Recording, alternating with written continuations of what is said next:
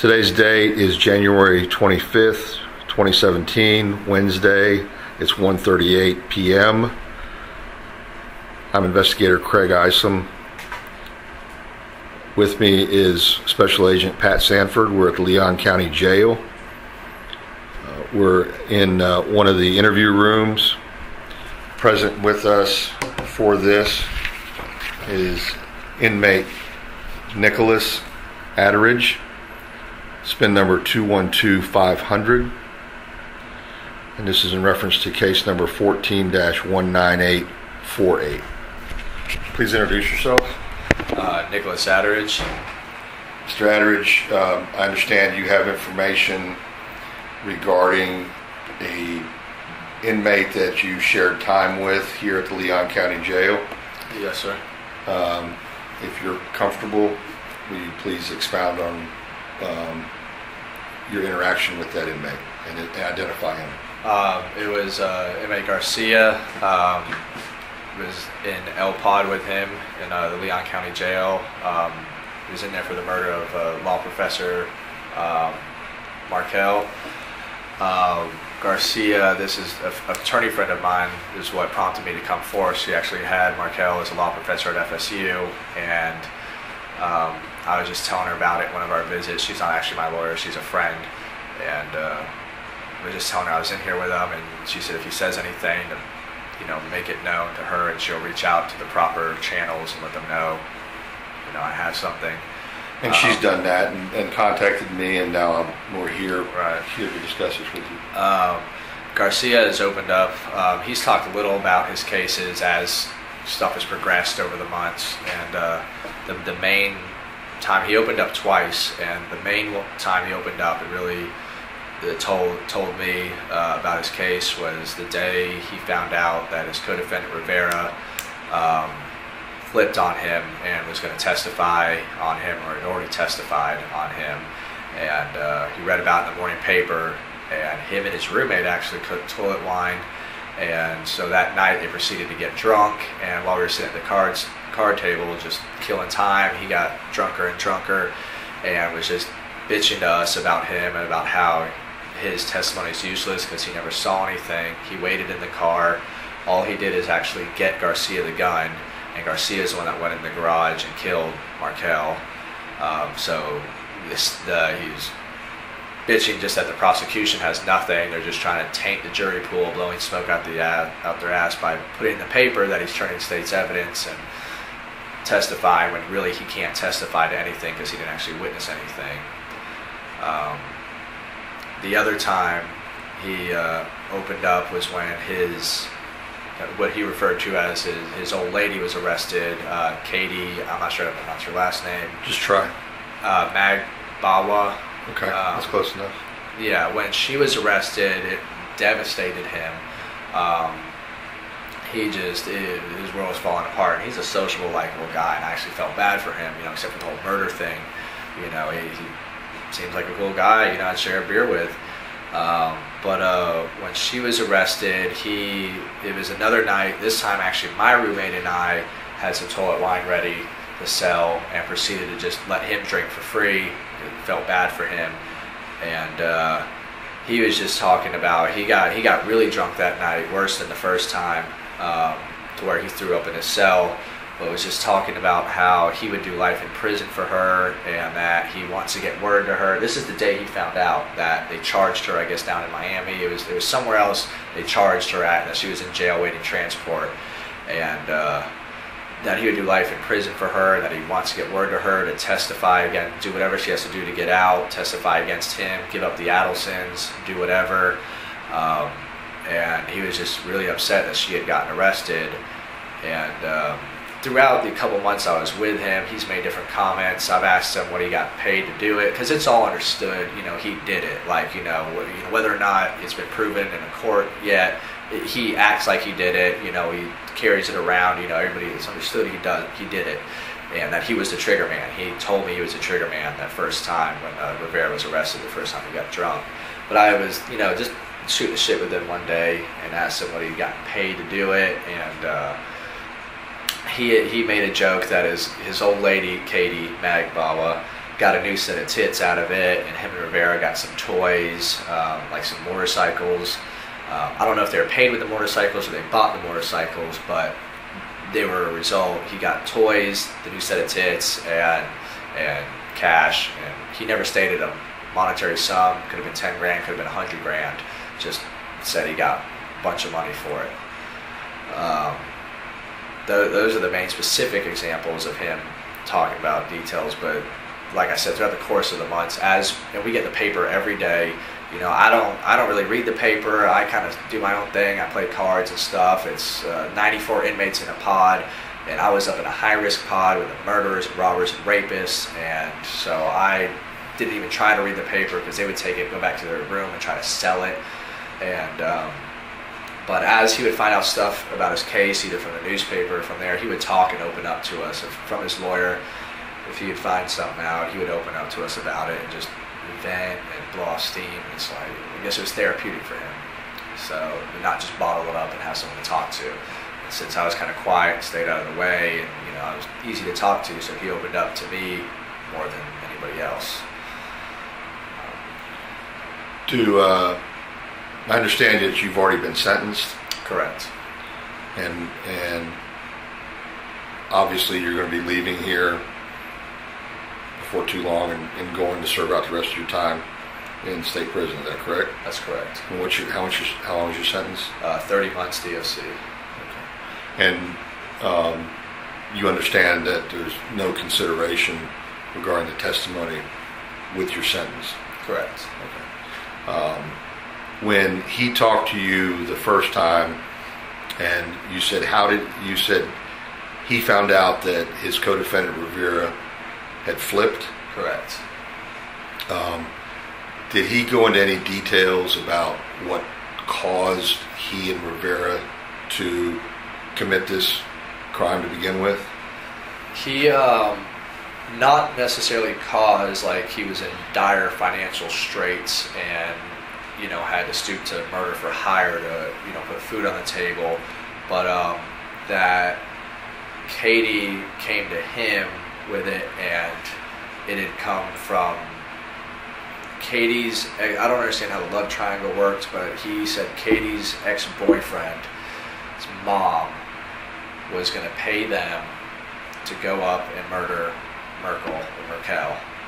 And like I said, I'm not sure, he didn't say there was any cause for it, but I assume for the right price, when you have someone like that, you know, with, you know, skewed set of morals, for the right price, anything, you know, make that happen. So the motivation came from someone in this family? Correct. Yeah, financial, I would assume. Right, Yeah. but the financial motivation that was provided came from Katie's boyfriend's mother. Is that what I understand? Correct. Is what he told you? Yes.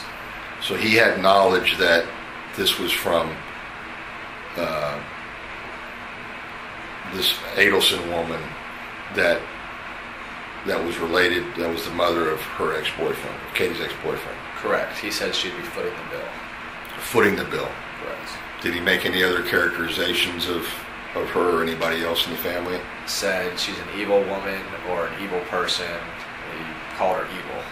Did he portray to you that he had any direct contact with this evil person, evil woman? No, not that I recall. So Katie brought this to him and told him that it was coming from this Adelson family? Yes. On the second episode where she was arrested and he got drunk, as you said, did he provide any more insight as to motivation by this family to do this? No more motivation than the money for hire type, which he would talk about. Not that it was a favor or a request from a loved one. It was just he was getting paid to go up to Tallahassee, murder Markel. Where did he say he was from, or where did this all stem from? What location? Miami. Miami.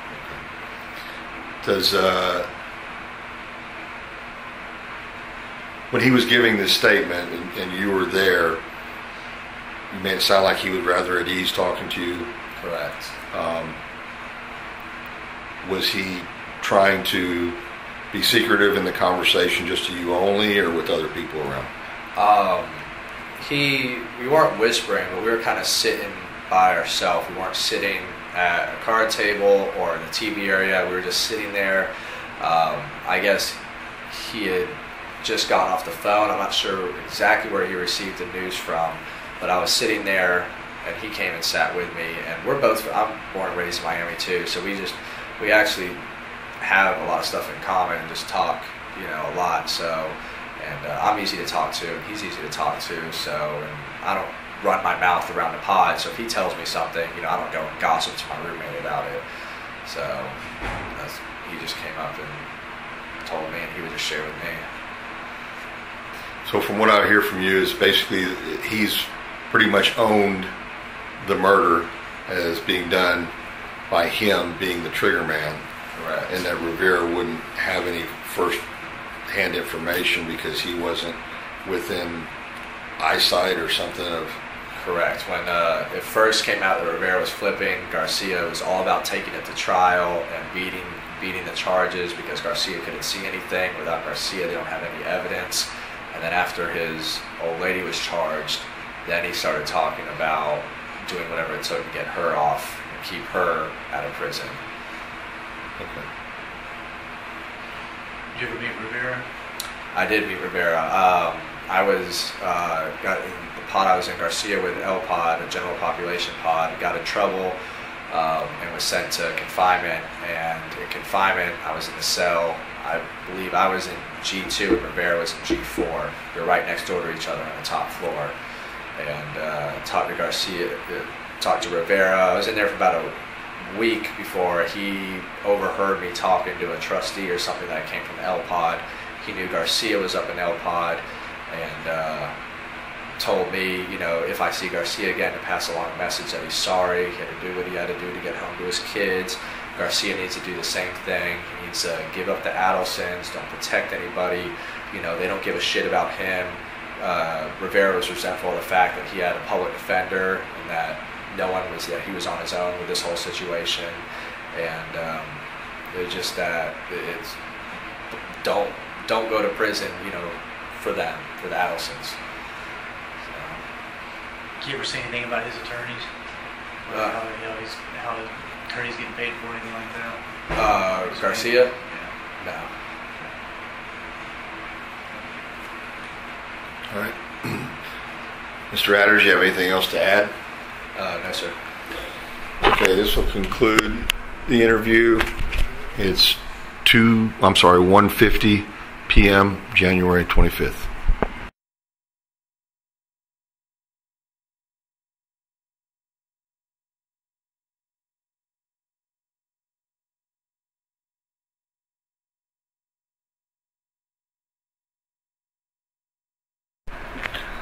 Amending our previous interview with Nicholas Atteridge on January 25th, 2017, reference case number 14-19848. Mr. Atteridge, after the conclusion of the previous recording, stated that he wanted to amend his statement to add something to it. It is 1:55 p.m. Mr. Atteridge, go ahead. Yes, I just want to add that just when it came to Garcia and being financially compensated for the murder, he had said that when his old lady, Katie, had been arrested, didn't use the word gravy train, but his financial support that he had earned was going to stop. He was no longer going to hit canteen, and he said he had earned the money that she was putting on. Garcia always went around the pod with new socks, new thermals, canteen soups, honey buns, phone calls, and made it, his money he had earned is what he claimed. And that Katie was the only one who had access to it, and said it was from money he had earned for the Markel hit. And then when Katie was arrested, he was no longer going to have access to any of that money. I'm not sure if he got a lump sum and gave it to her to hold, or she was continuing to receive payments from the Adelsons. But I know once she was arrested, he no longer was gambling frivolously or, just going around buying top dollar items. So he foretold that about hearing his arrest, and that did, in fact, come to fruition, or? Correct. Yeah. The day she was arrested, he made an offhand comment. Well, it's time to go on a diet now. And he was more focused, on the emotional aspect of her getting arrested, and made an offhand comment that he's going to have to make do with what he has for a while until he figures something else out. Because she was the one that was putting all this money on his account that he had earned, and she was the only one that had access to it.